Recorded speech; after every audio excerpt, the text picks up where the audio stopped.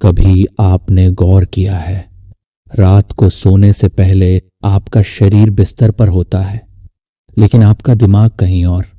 कभी कल की चिंता में, कभी 5 साल पुराने किसी पछतावे में, कभी किसी ऐसे इंसान की बात में जिसने शायद वो बात बोलने के 5 मिनट बाद ही भूल दी हो। और सबसे अजीब बात, हम इसे सामान्य मान चुके हैं। हम सोचते हैं कि दिमाग का हर समय भागते रहना, हर बात पर सोचना, हर स्थिति को कंट्रोल करने की कोशिश करना ही जिम्मेदार इंसान होने की निशानी है। लेकिन सच इसके बिल्कुल उल्टा है। सच्चाई यह है कि आपका दिमाग कोई वॉर जोन नहीं था। प्रकृति ने इसे एक सेफ जोन बनाया था, एक ऐसी जगह जहां आप सोच सकें, सीख सकें, फैसले ले सकें और जीवन का अनुभव कर सकें। लेकिन आज हमने इसे दुनिया का सबसे शोर शराबे वाला कमरा बना दिया है। सुबह आंख खुलते ही फोन, फिर नोटिफिकेशन, फिर ईमेल, फिर सोशल मीडिया, फिर किसी की राय, फिर भविष्य की चिंता, फिर अतीत का पछतावा। और दिन खत्म होने तक हमारा दिमाग इतना थक जाता है कि हमें लगता है जैसे हमने कोई भारी शारीरिक मेहनत की हो, जबकि असलियत में थका हमारा शरीर नहीं, हमारा ध्यान होता है, हमारी मानसिक ऊर्जा होती है। और शायद यही वजह है कि आज पहले से ज्यादा सुविधाएं होने के बावजूद लोग पहले से ज्यादा बेचैन हैं, क्योंकि समस्या बाहर नहीं है। समस्या ये है कि हमारे दिमाग के अंदर बहुत सारे ऐसे युद्ध चल रहे हैं जिन्हें लड़ने की जरूरत ही नहीं है। और इस कहानी की शुरुआत यहीं से होती है, उस एक सवाल से जिसने लाखों लोगों की जिंदगी बदल दी। क्या होगा अगर आपकी ज्यादातर समस्याएं वास्तव में समस्याएं हैं ही नहीं? क्या होगा अगर आपका सबसे बड़ा दुश्मन परिस्थितियां नहीं, बल्कि उन्हें लेकर आपकी सोच है? थोड़ा अजीब लगता है, लेकिन इस विचार को समझने के लिए एक छोटा सा उदाहरण लेते हैं। मान लीजिए 2 लोग एक ही नौकरी खो देते हैं। पहला व्यक्ति सोचता है, मेरी जिंदगी खत्म हो गई, अब कुछ नहीं हो सकता। दूसरा व्यक्ति सोचता है, ये बुरा हुआ है, लेकिन अब मुझे अगला कदम तय करना है।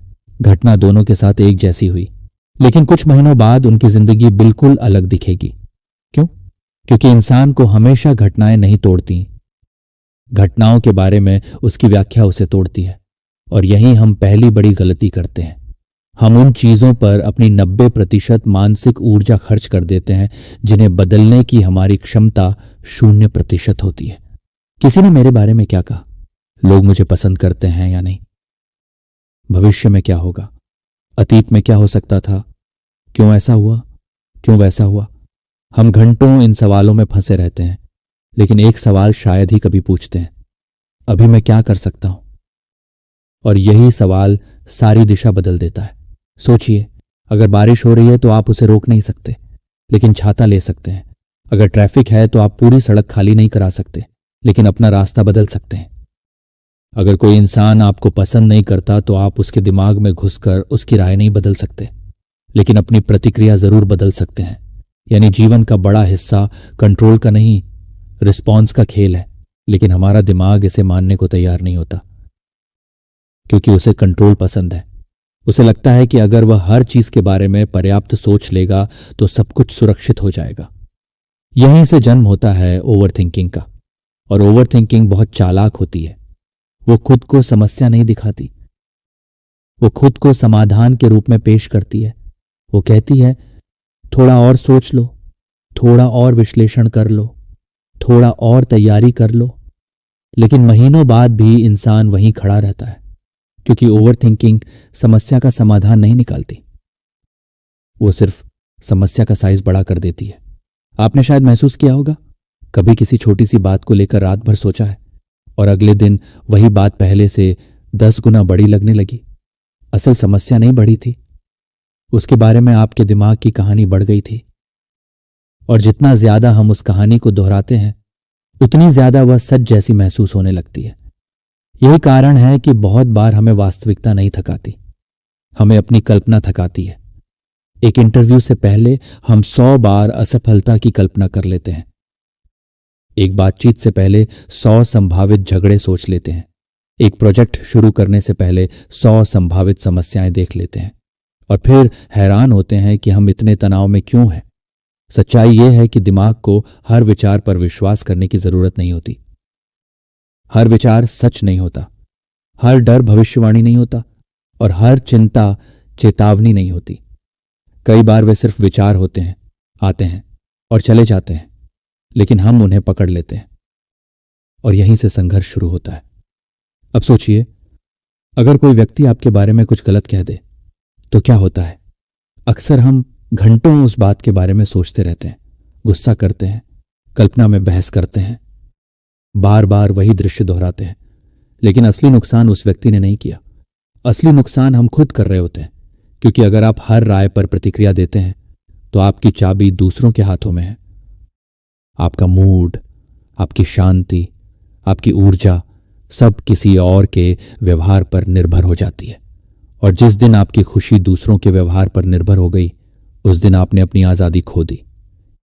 यही वजह है कि मानसिक मजबूती का मतलब कठोर बनना नहीं है।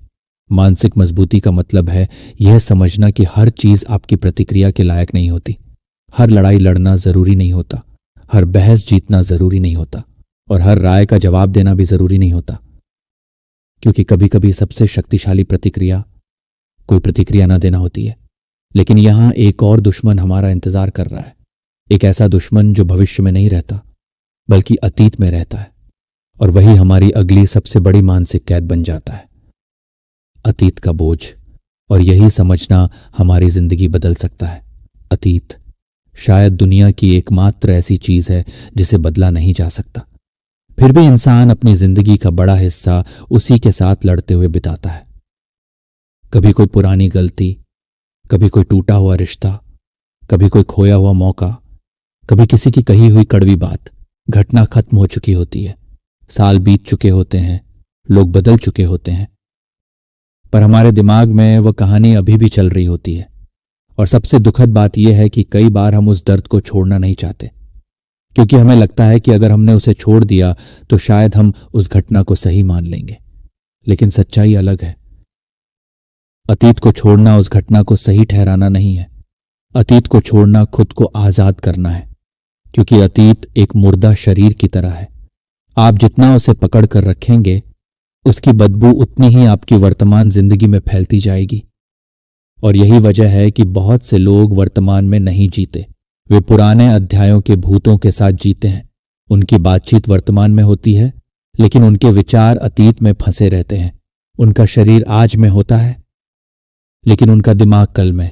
और जब तक ऐसा है, शांति मिलना लगभग असंभव है। लेकिन अतीत से भी भारी एक बोझ है, और वह है नाराजगी। किसी के लिए गुस्सा, किसी के लिए शिकायत, किसी के लिए बदले की भावना। शुरुआत में ऐसा लगता है जैसे हम सामने वाले को सजा दे रहे हैं, लेकिन समय के साथ पता चलता है जेल में तो हम खुद बंद थे। यही कारण है कि माफ करना सामने वाले का एहसान नहीं है। माफ करना खुद की जेल का ताला खोलना है। इसका मतलब ये नहीं कि जो हुआ उसे भूल जाओ। इसका मतलब ये भी नहीं कि उस इंसान को वापस जिंदगी में ले आओ। इसका मतलब सिर्फ इतना है कि तुम अब उसके कारण अपना मानसिक किराया देना बंद कर रहे हो। सोचिए, अगर कोई इंसान सालों पहले आपको चोट पहुंचाकर चला गया और आज भी वह घटना आपको परेशान कर रही है, तो वह व्यक्ति एक बार नहीं, हर दिन आपको चोट पहुंचा रहा है, और यह शक्ति आपने उसे दी हुई है। माफ करना उसी शक्ति को वापस लेना है। लेकिन मानसिक शांति का एक और बड़ा दुश्मन है, जो आजकल लगभग हर महत्वाकांक्षी इंसान के अंदर बैठा हुआ है, परफेक्शनिज्म। सुनने में यह बहुत अच्छी चीज लगती है, परफेक्ट काम, perfect plan, perfect time, perfect शुरुआत। लेकिन वास्तविकता में परफेक्शनिज्म अक्सर उत्कृष्टता नहीं पैदा करता, वह डर पैदा करता है। क्योंकि परफेक्ट बनने की कोशिश में इंसान शुरुआत ही नहीं कर पाता। एक यूट्यूब चैनल शुरू करना है, लेकिन कैमरा परफेक्ट नहीं है। जिम जाना है, लेकिन पूरा प्लान तैयार नहीं है। बिजनेस शुरू करना है, लेकिन अभी और रिसर्च चाहिए। और देखते ही देखते महीने सालों में बदल जाते हैं। जबकि सच यह है कि दुनिया के लगभग हर सफल इंसान ने अपूर्ण शुरुआत की थी। पहला वीडियो खराब था, पहला बिजनेस अधूरा था, पहली प्रस्तुति कमजोर थी, पहली कोशिश असहज थी, लेकिन उन्होंने शुरुआत की, क्योंकि उन्होंने समझ लिया था कि परफेक्शनिज्म सफलता की सीढ़ी नहीं, डिप्रेशन का दरवाजा है। क्योंकि यह आपको लगातार यह महसूस कराता रहता है कि आप अब भी पर्याप्त अच्छे नहीं हैं। और जो इंसान हमेशा खुद को अधूरा समझता है वह कभी संतुष्ट नहीं हो सकता। अब यहां एक बहुत गहरी बात आती है। हमारे जीवन का बड़ा हिस्सा वास्तव में घटनाओं से नहीं, उम्मीदों से प्रभावित होता है। हम उम्मीद करते हैं कि लोग हमें समझेंगे, हम उम्मीद करते हैं कि दुनिया निष्पक्ष होगी, हम उम्मीद करते हैं कि रिश्ते हमेशा वैसे ही रहेंगे जैसे आज हैं। लेकिन जिंदगी का नियम कुछ और है। लोग बदलते हैं, परिस्थितियां बदलती हैं, रिश्ते बदलते हैं, प्राथमिकताएं बदलती हैं। और जब हम इस सच्चाई को स्वीकार नहीं करते तब दुख पैदा होता है। जब आप दूसरों से उम्मीद करते हैं कि वे आपके हिसाब से जिएं तो आप उनके व्यवहार का किराया अपने सिर में दे रहे होते हैं। और यह किराया बहुत महंगा पड़ता है, क्योंकि इसमें आपकी शांति चली जाती है, आपकी ऊर्जा चली जाती है, आपकी खुशी चली जाती है। यहीं पर स्वीकार्यता की शक्ति शुरू होती है। स्वीकार्यता का मतलब हार मान लेना नहीं है। स्वीकार्यता का मतलब वास्तविकता को देखना है जैसी वह है, न कि जैसी आप चाहते हैं। और यही मानसिक स्वतंत्रता का पहला कदम है। अब एक सवाल, क्या आपने कभी गौर किया है कि आपका दिमाग छोटी छोटी बातों पर भी इतनी तेज प्रतिक्रिया क्यों देता है? एक ईमेल आया, दिल की धड़कन बढ़ गई। किसी ने जवाब नहीं दिया, चिंता शुरू हो गई। एक नकारात्मक कमेंट आया, पूरा दिन खराब हो गया। ऐसा क्यों होता है? क्योंकि आपका 2000 साल पुराना बायोलॉजिकल दिमाग हर ईमेल को शेयर का हमला समझ लेता है। उसका काम आपको सुरक्षित रखना था, खुश रखना नहीं। इसलिए वह हमेशा संभावित खतरे खोजता रहता है। लेकिन आधुनिक दुनिया में यही सिस्टम कई बार हमारे खिलाफ काम करने लगता है।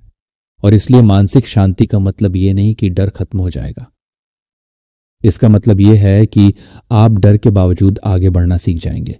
अब तक हमने अतीत की बात की, गुस्से की बात की, उम्मीदों की बात की, लेकिन एक बेहद प्रैक्टिकल चीज बची है, और वह शायद आज से ही आपकी जिंदगी बदल सकती है।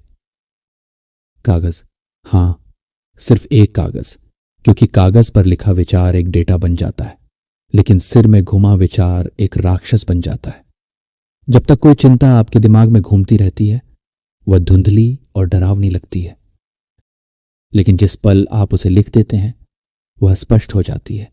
और जो चीज स्पष्ट हो जाए उसे संभालना आसान हो जाता है। इसीलिए दुनिया के कई सफल लोग जर्नलिंग करते हैं। वे अपने विचारों को बाहर निकालते हैं ताकि दिमाग स्टोरेज रूम न बने, सोचने की जगह बने। और आखिर में एक ऐसा अभ्यास जो शायद सबसे शक्तिशाली है, खुद से तीसरे इंसान की तरह बात करना। अगर आपका सबसे अच्छा दोस्त आपके पास आए और वही समस्या बताए जिससे आप जूझ रहे हैं, तो आप उसे क्या सलाह देंगे?